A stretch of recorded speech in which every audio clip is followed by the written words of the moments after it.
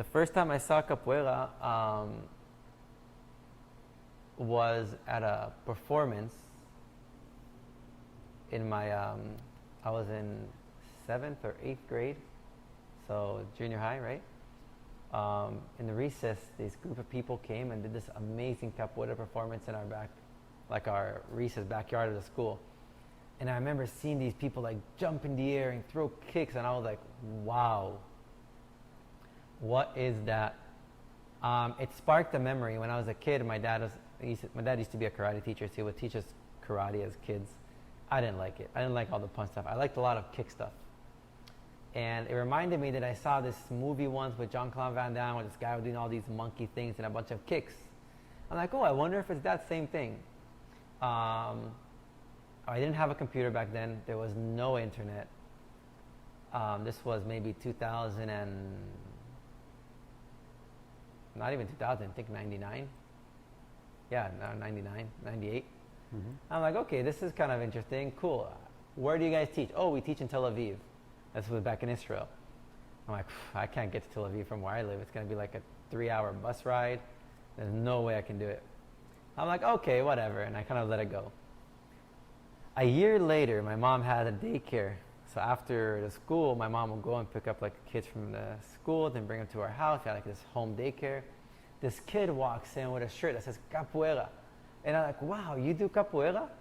And he goes, yeah, it's like 15 minutes from here. It's like, I'm like, wait, what? And I got a bunch of my friends from school to go. We were about 12 to 14 friends. My mom had this big minivan, so she drove us. And we went to the first class, and I fell in love with it. I was awful. I couldn't get anything. I remember I was so frustrated. All my friends were getting everything so quickly. They were flexible. They were doing bridges. I couldn't do a bridge. I couldn't get my shoulders off the floor. I couldn't do the splits. My friends were getting all the moves really quick. But something about it was so fulfilling for me. I felt accepted. And that was for me the biggest thing. Quickly after that, those group of friends, unfortunately, kind of like, we were teenagers, we bumped heads.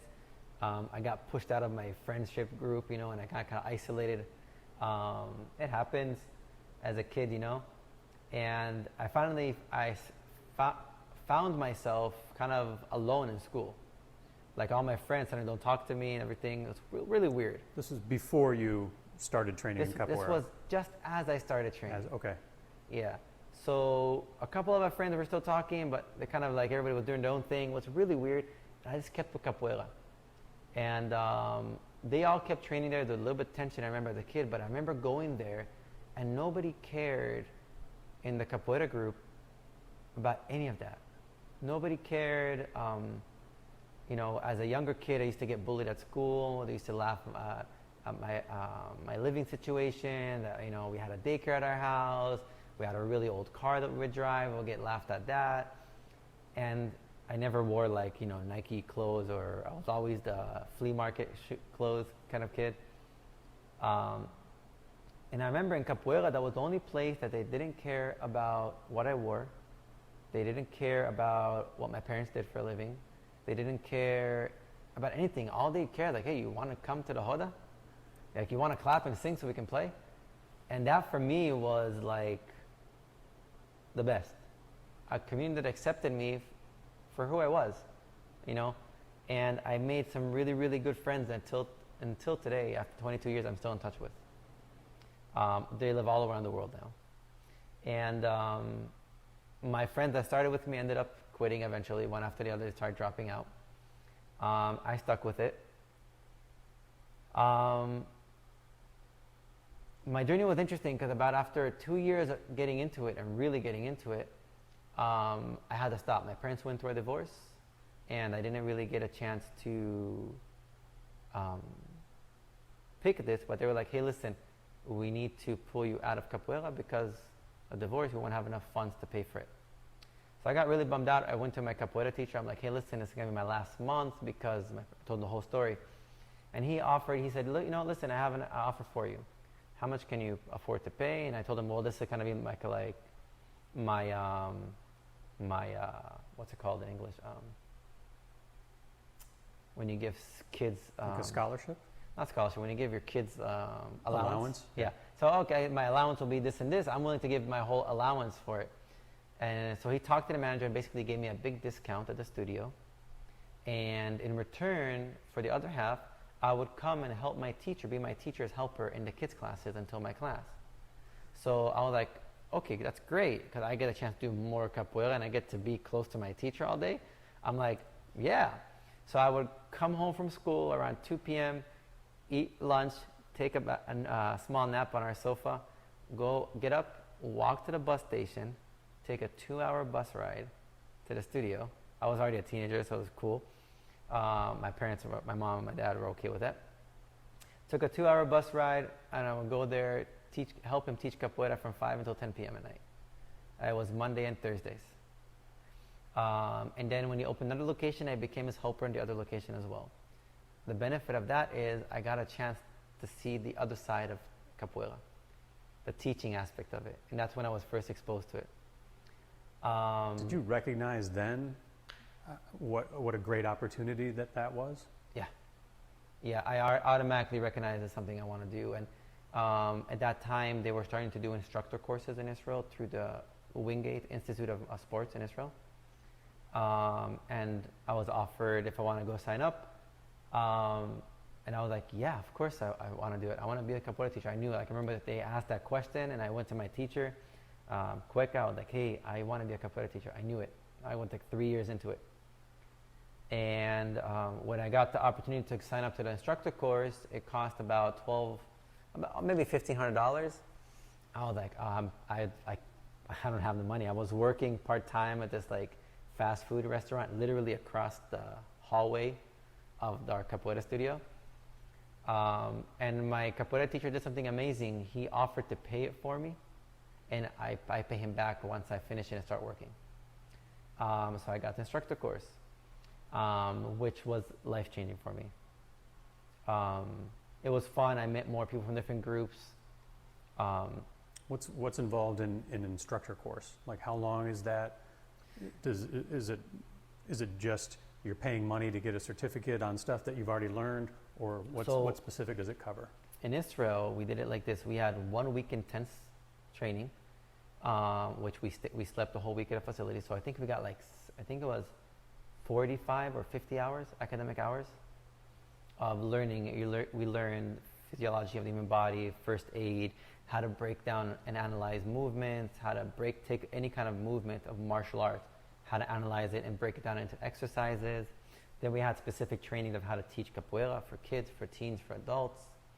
And then for the course, I think it was a course of 1 year.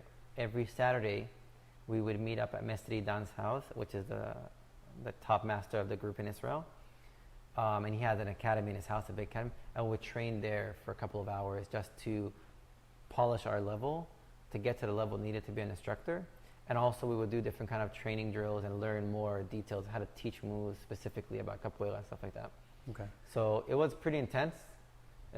Basically, we had the minimum requirements, and then those Saturdays once a week was just bonuses that they wanted us to do. So that was pretty much what we did. I think it was 6 months or a year, those meeting ups.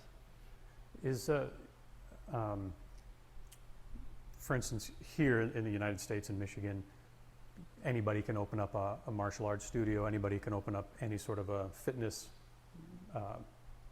business.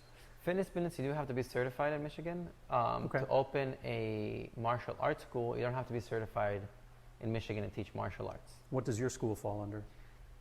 My school falls under martial art, but we have a certification that the same certification that I did was now transferred into an online. So students right now can go to take the exact same certification that I did and do it online. For capoeira instructor? For capoeira instructor, we have 3 different levels. Level 1 is the general instruction for adults, teaching you how to break down movements, the structure of a class, proper warm-up, the physiology of the body, all the stuff. It's more towards the capoeira rather than like human anatomy, stuff like that, yeah. And then we have level 2. And also some students tend to, level 2 is more for kids. Sorry, I'm going back and forth. Level 2 focuses more on training for kids, youth, teenagers, you know. But also some people actually fly. Sometimes they'll have workshops. Mestre Dan, the master that conducts the workshop, the instructor course.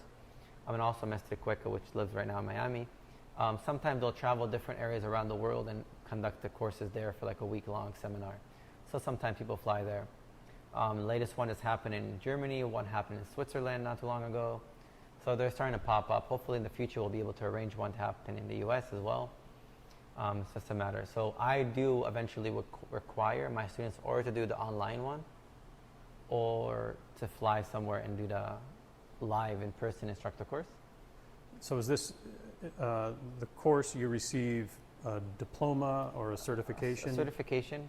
And from who? Is that an association? So, yeah, the certification is from the Israeli Center for Capoeira, and it's backed up by, I don't think it's Wingate University anymore, but there's another university or institution in Israel that, for sports, that gives you a certification from them, and it's an international recognized organization. I forgot the name of the new one. I know it's not Wingate. I'm certified by Wingate. So after I got certified, to make that story short, a couple of things happened. I got and joined the army, left the army, traveled to Brazil a little bit. Ended up coming to the U.S. because I got offered a green card. Due to my father remarrying and everything, I was eligible for a green card. Decided to come here, see if I liked the area. I toured a little bit the U.S. And I'm like, you know what? Okay, I'll stay. And I applied for my green card. Ended up getting my green card, flying back to Israel. Like, I'm going to live in Israel and go visit the U.S. Couldn't get much work in Israel. It was really hard for me at that time. And then, long story short, I ended up back in Michigan teaching capoeira. I ended up back in Michigan wanting to teach capoeira. And that's where the journey began. February 2007. That's when I was like, okay, let's do it. And it was a heck of a journey. And nobody knew what it was. Websites were pretty down. Facebook, MySpace, that was the time of MySpace. So Facebook was just starting. Websites were barely good. You know, they were barely there. My dad was like, okay, I'll help you. We started driving different kind of gyms and places and trying to talk to people, and nobody put this closed door on us, like one after the other. You were trying to get them to allow you to teach in their facilities? Yeah, I was trying to find a space to rent. You know, but then it's like I don't have any students either. It's like, okay, what comes first, the chicken or the egg? And my dad told me, okay, let's go home. We printed a bunch of letters because driving to place wasn't working. We printed a bunch of letters and we mass sent letters out to people. And we asked to reply in an email or call. And we got one reply. This woman is an amazing woman. Her name is Lori Smallis. And she owned a dance studio called Positive Attitude Dance Academy. It was a super small dance studio in downtown Farmington on Grand River and Power Road. And she goes, yeah, I have this time and space. Do it. And we came to an agreement. And then it's like day after, or a couple of weeks after, I got this opportunity to do a performance at the downtown Farmington Pavilion. I'm like, oh, great, but I don't have any students. I'm like, how am I going to do a demo with no students? And the first demo, I told my dad, come, train with me. So the first demo, I took my dad, and we did this performance, and I told him, like, just do some moves. I taught him some moves. I did everything around him. We did some solos, and that's it. We're done. We handed out a lot of flyers. Everybody was excited and cheering for us. Like, okay, great, we're going to get some students. Come next week, free class, come try. And I remember getting to the studio and no one showed up. And I was like, man, not even one person. And then it just started just trying to get people. Everybody was helping me. The owner, Lori, she tried to help me a lot, and she got me some students of her class just to get me moving and starting. It was fun. It was challenging. And then a couple of months after, we had another demo, or about a month after, we had another demo. Then we already got some friends from a different capoeira group, the group in Ferndale. You said you interviewed. So they came to help me. We had a big demo, and then we got some people from there, and it slowly started to build up. you know, it took time, but it slowly started to build up, and the rest is history. Then from there, just demos and introduction classes and word of mouth and flyers and demos and demos and demos, and me trying to go everywhere I can just to put up capoeira. Everywhere locally, just to try to drum up interest, or? Yeah, I was mainly focusing on locally because I wanted to build a group. I wanted to build a community. I wanted to give back what capoeira gave to me.